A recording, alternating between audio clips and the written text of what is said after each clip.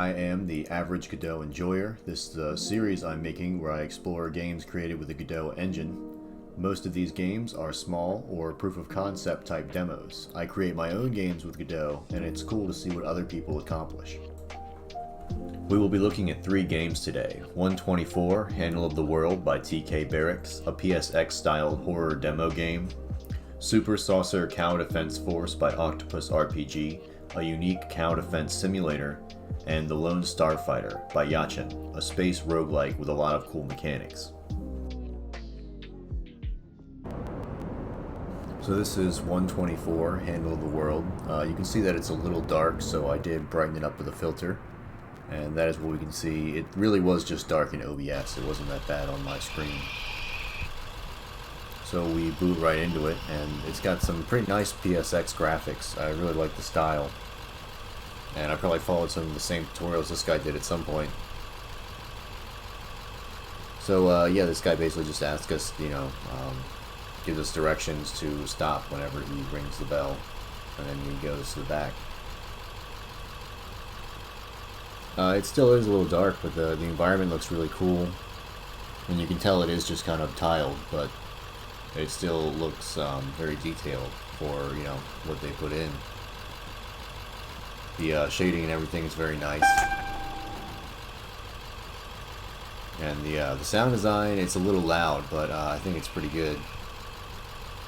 So I wasn't exactly sure what to do. I kind of stopped and went, and the mirror, that was really cool. I'm not sure if they did that through like a camera and a viewport and then put it on there, or how they did that, but I would be interested to know because that's a really cool thing. So I speed it up here just because it only takes another about 20 or 30 seconds, and then I get the message on the screen that kind of lets you know that the end is coming. I need to end this shit fast. I'm so tired of seeing things. That mirror still looks pretty cool. And you can see a light changes in it, so I guess it's a viewport with a camera. And the jump scare is coming up, just to let you know. I'll let you experience it. So yeah, that was the game. It's very quick, but it's a very well done demo, so I liked it. And it's always fun to see what other people come up with in the community. So the next game is Super Saucer Cow Defense Force by octopusrpg. And yeah, it's basically just a kind of like a Space Invaders, but with a new, more modern twist where you have different weapons and power-ups. So it's very entertaining. It's web-based, so I would encourage everyone to go check it out. I'll leave a link in the comments. And it's not something you're gonna sink hours into, but it's definitely a good demo for what this guy's trying to do. I've always liked wave games like this, even when I was playing Flash games as a kid at school. So this reminds me a lot of those. And I see he used assets from Kenny, which, I mean, who hasn't? I'm sure we all have. It's always good to get those assets from Kenny because they're free and they work.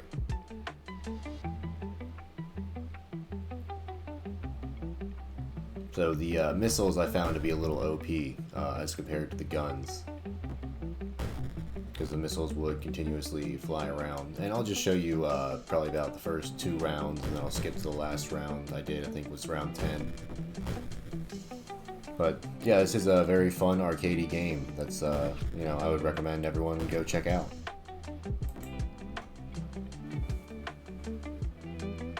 So the Space Invaders basically swoop down, try and steal your cows, and then once all the cows are gone, or if they can get you, they'll get you. And if you lose all your players, then you lose the game. So yeah, it's a very fun and easy concept to grasp. The shooting feels pretty good, and yeah, the red bar is your ammo, so you can see that goes down the more you shoot, but it recharges slowly. So that's a nice little feature. It would be kind of cool if you had a separate bar for both the missiles and the ammo. Sometimes it was hard to ration it, but I do understand why it was kind of done that way, because it makes you decide which ammo to use. So yeah, all in all, a very fun game. Very great job to the guy who did it.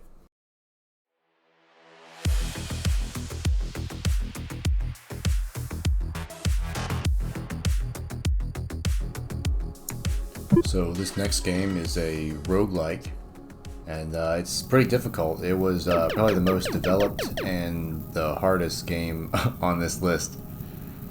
So you can pull up your map and you can fly around to different planets. There's even some mechanics for, I guess those are clans or tribes or things you can join, but on a galactic level. So I discover a planet there, and then you can sell your equipment, or you can get missions there. The only missions I saw were other missions where you would collect scrap, or you would discover planets. So there were 2 different mission types. You can only have 3 missions at a time. Here's some combat, and I really wasn't very good at the game. It was very hard to shoot these enemies. They were a little too fast, I feel like. Or maybe I was just awful at this game, you know.